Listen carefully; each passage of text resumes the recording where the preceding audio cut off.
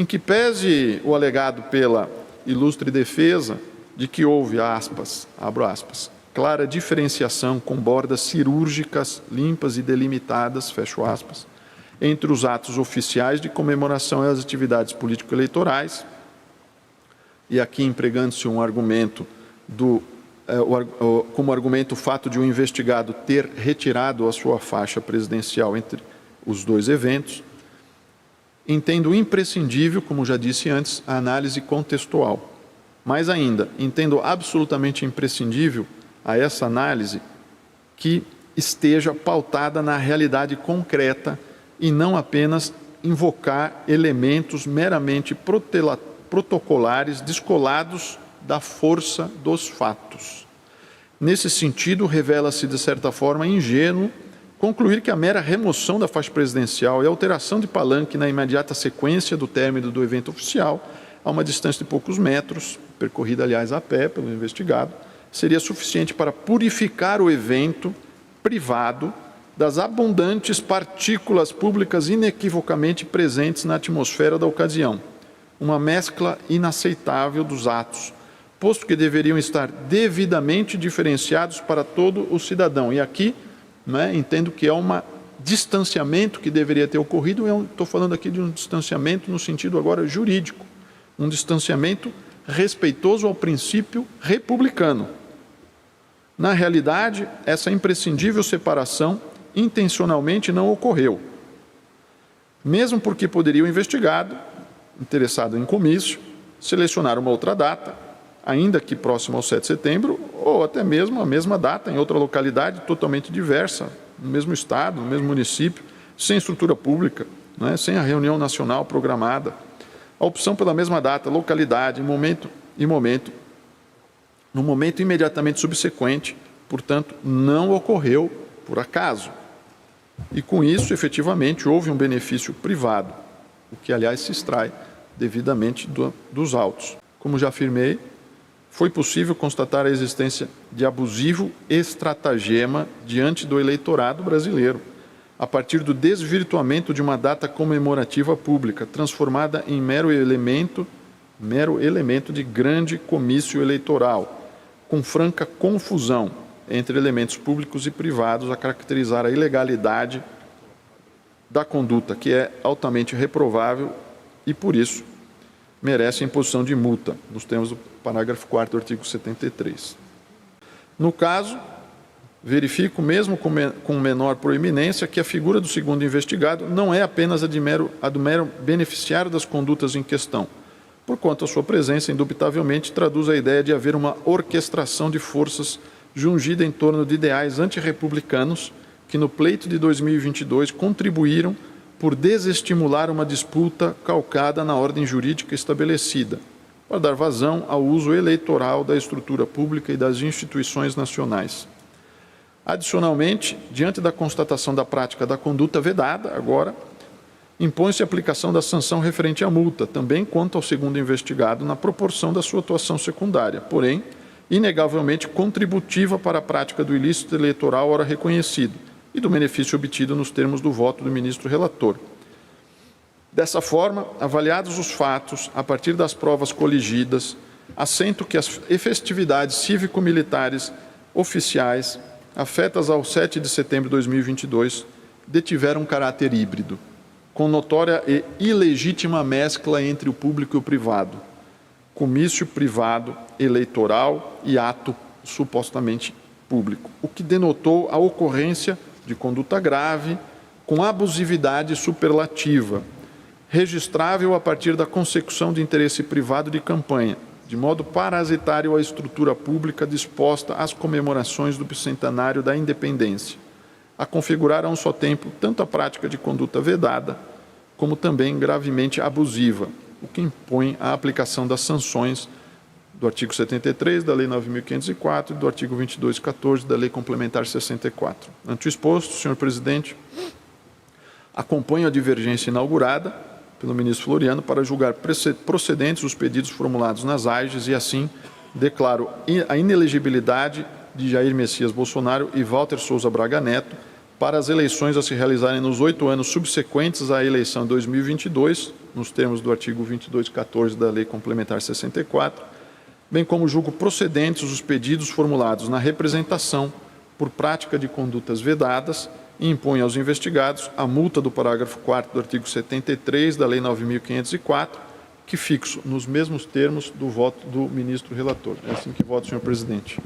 No dia 8 dias depois dessa convenção dos republicanos, no dia 8 de agosto, o Movimento Brasil Verde Amarelo solicita ao Ministério da Defesa o direito de participar do desfile cívico-militar de 7 de setembro, e isso foi feito com os tratores, como tantas vezes repetido aqui. Isso foi feito no dia 8 de agosto, portanto, no planejamento e início de execução do que era a campanha eleitoral, apropriando-se das festividades, da comemoração cívica brasileira, do bicentenário e de atos oficiais, palanques oficiais, tribunas de honras, participação popular de uma data extremamente cara à história brasileira. No dia 6 de setembro, véspera, portanto, do início e da prática dos atos que estamos examinando, na inserção de propaganda de televisão feita de responsabilidade da chapa investigada, o ex-presidente e primeiro investigado explora de novo com finalidade eleitoral a referência aos eventos de comemoração. Na vinheta se tem que ele afirma: neste 7 de setembro, eu convido as famílias brasileiras a irem às ruas para comemorar os 200 anos de nossa independência, fecho aspas. E apareciam, então, alguns apoiadores com algumas mensagens. Com certeza estaremos lá, estamos juntos, vem com a gente. E, mais uma vez, anuncia-se a agenda em Brasília e no Rio, aparecendo na tela os horários dos atos oficiais marcados nas duas cidades. Portanto, tudo isto mostra que foi planejado, organizado, executado com chamamento à população. Grave aqui, como ficou claro, presidente, é que nós tivemos, então, algo que é nacional, dirigido apenas a quem fosse da campanha, apoiador ou de convocação para um tipo de eleitorado. Aqueles que fossem do nosso Brasil, da nossa pátria, dos nossos, entre aspas. Tudo isso a demonstrar que havia uma utilização abusiva de uma estrutura, de uma data, e que a cisão, a separação de tempo e espaço a que se referiu a defesa não prospera diante das provas produzidas. Essa demonstração, portanto, leva a que o que é posto na legislação como conduta vedada foi amplamente comprovada. A captura da estrutura de Estado e de uma data de tamanha importância para todos os brasileiros por uma campanha eleitoral, uma campanha acirrada, uma campanha que podia perfeitamente expor suas ideias, mas não com o uso do aparato particular, demonstra bem, primeiro, que se incorreu em condutas vedadas, a chapa, portanto, o primeiro e o segundo investigados, porque houve planejamento, e o segundo investigado, inclusive, era da coordenadoria da campanha, como o ministro relator bem demonstrou em seu voto. Tudo isto numa linha de sequência muito clara, com um ato depois do outro, com preparação, com solicitação de possibilidades de atuação dos particulares. Portanto, acho que os fatos todos, que não são negados, inclusive pela defesa, apenas têm um recorte e uma interpretação diferente, mas, como se repete com frequência, todo mundo tem direito a interpretações, mas não se tem direito a fatos próprios. E, neste caso, os fatos são mostrados e estão nos autos, pelos vídeos, pelos documentos, pelos depoimentos que foram trazidos. No dia 7 de setembro, pela manhã, o primeiro investigado dá uma entrevista, como tantas vezes aqui já mencionado, à TV Brasil, na condição de presidente, usando a faixa presidencial, que é um símbolo da maior importância e do maior peso que se tem na República. Esta faixa que a defesa afirma, mas ele retirou quando atravessou aqueles 300 metros que separavam o palanque oficial do trio elétrico em Brasília. A visibilidade de alguém com a faixa presidencial é de impacto e foi criada em 1910 pelo Hermes da Fonseca para isso, para simbolizar a insígnia que marca o poder executivo como chefe de Estado e chefe de governo. Portanto, aqui é mais do que uma palavra pode na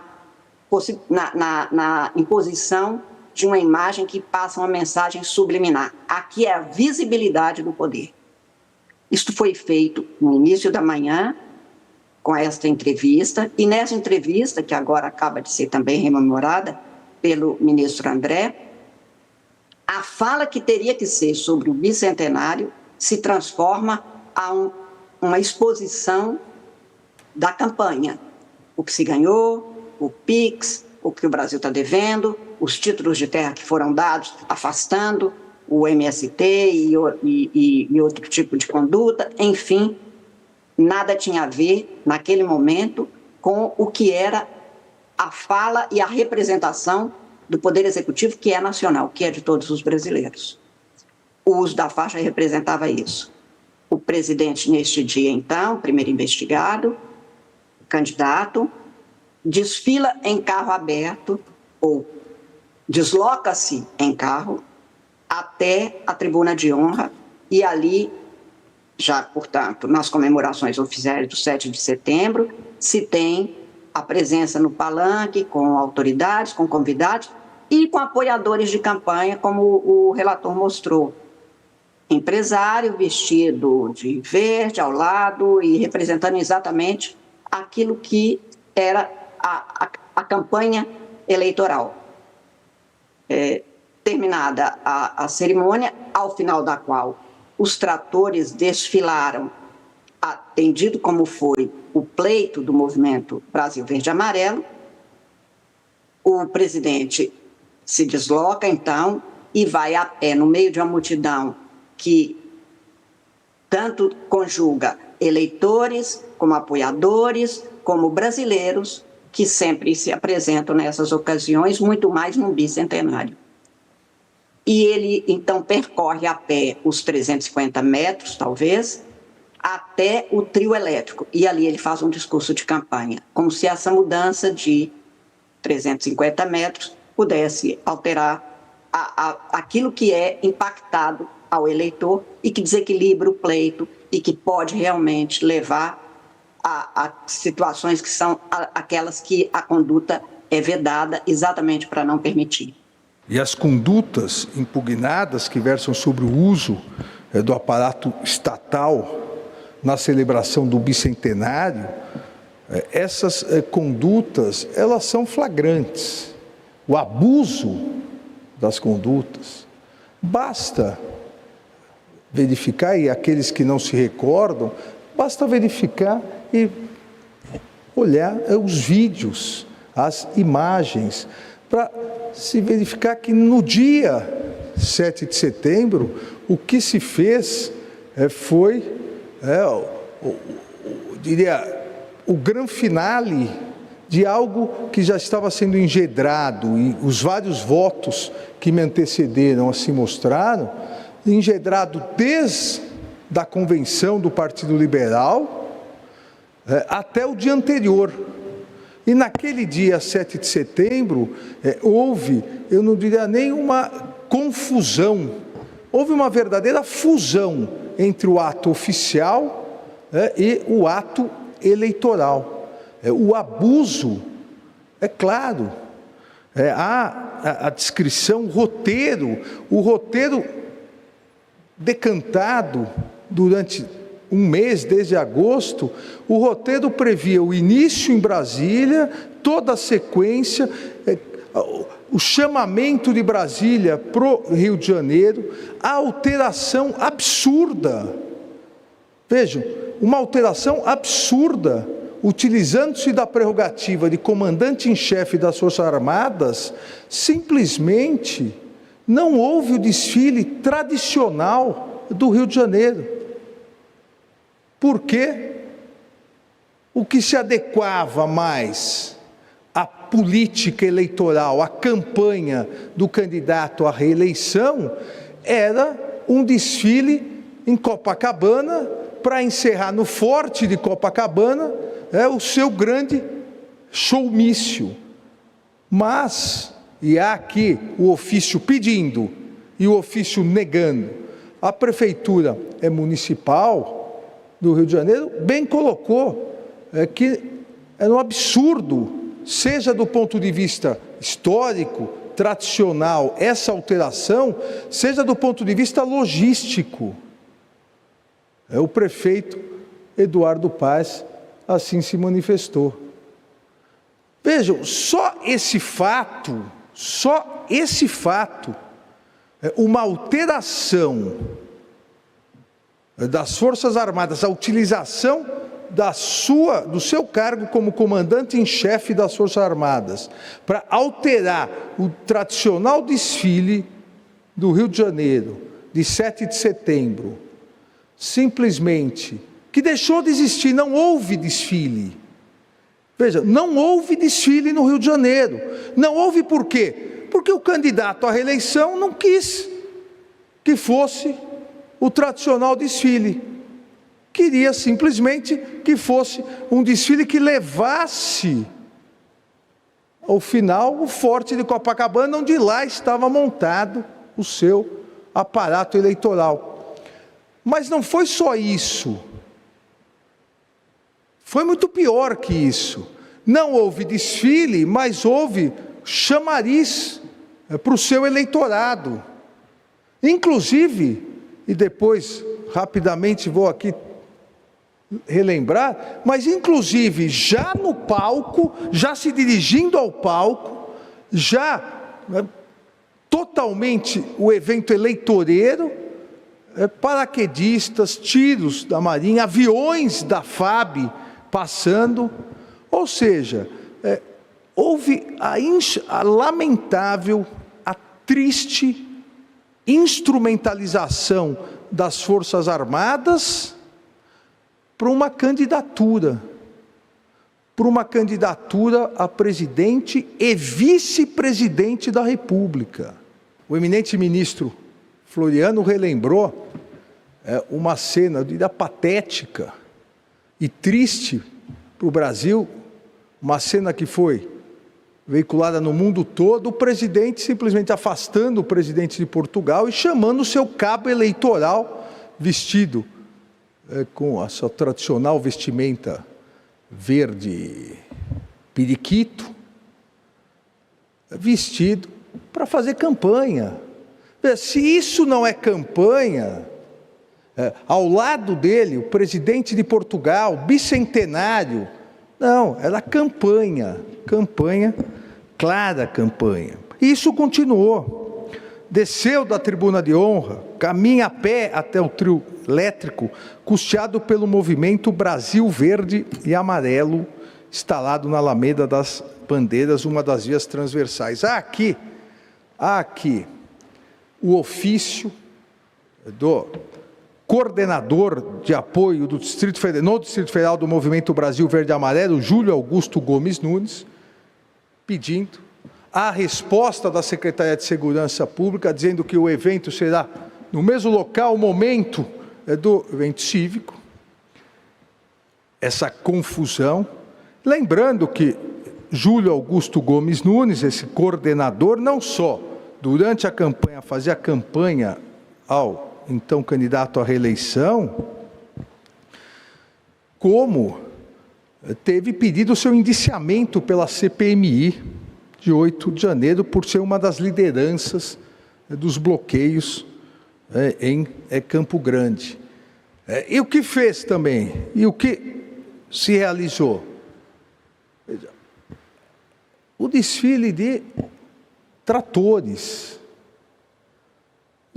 Se não bastasse a primeira vergonha do verde periquito, nós tivemos a segunda vergonha, desfile de tratores. Tratores no ato cívico-militar. Será que se atletas de bicicleta pedissem, ou carros antigos? Não, tratores, por que tratores? Para demonstrar o apoio, e todos sabem, havia, como houve, um grande e lícito apoio do agronegócio a uma candidatura, mas para veicular esse apoio no desfile. Ora, novamente a confusão entre o eleitoral, aqui beirando até o eleitoreiro, e o cívico-militar. Todo o discurso preparado era para afugentar aqueles que não concordassem com as ideias desse candidato à reeleição. Ou seja, a festa do bicentenário era a festa, abre aspas, das pessoas de bem.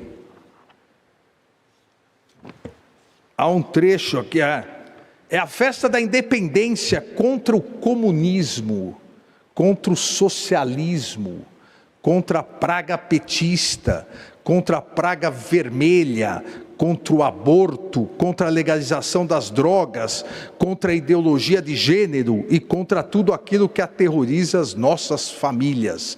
Fala do então candidato Carlos Jordi, convocando para isso. E esse trauma contra comunismo, socialismo, que um dia vai ser explicado por historiadores no Brasil. E o presidente, no seu discurso, então o presidente candidato à reeleição, dizendo, agora ou nunca, lutar pela liberdade. Ou seja, isso obviamente é mais uma questão importantíssima, também trazida claramente no voto do eminente ministro relator. Isso claramente era uma convocação para uma festa cívico-militar só para os seus eleitores, afugentando como afugentou os demais. E como no Rio de Janeiro, isso é fato notório, a imprensa divulgou longamente, não conseguiria afugentar aqueles que não eram seus eleitores do desfile tradicional, então que se cancele o desfile tradicional. Para que desfile? Vamos fazer em Copacabana? Não pode, então não vamos fazer mais. Vamos utilizar as Forças Armadas como se fossem nossas forças privadas. Vamos pedir uns tiros para a Marinha, vamos pedir os paraquedistas, vamos pedir avião para chamar o nosso eleitor. Ora, só não enxerga com devido respeito quem não quer enxergar. Na inserção de propaganda do candidato Jair Messias Bolsonaro, veiculada um dia antes, dia 6/9/2022, veja, inserção de propaganda do candidato. Não estamos falando do presidente, um dia antes, convocar cadeia nacional de rádio e televisão. Propaganda do candidato Jair Messias Bolsonaro. Novamente a confusão entre o privado e o público. Novamente a confusão entre o cívico-militar e o eleitoreiro. Nesse 7 de setembro eu convido as famílias brasileiras a irem às ruas para comemorar os 200 anos da nossa independência. Pela manhã estarei em Brasília, à tarde em Copacabana, no Rio de Janeiro. Compareça, a festa é nossa, é do Brasil, é nossa bandeira verde e amarelo.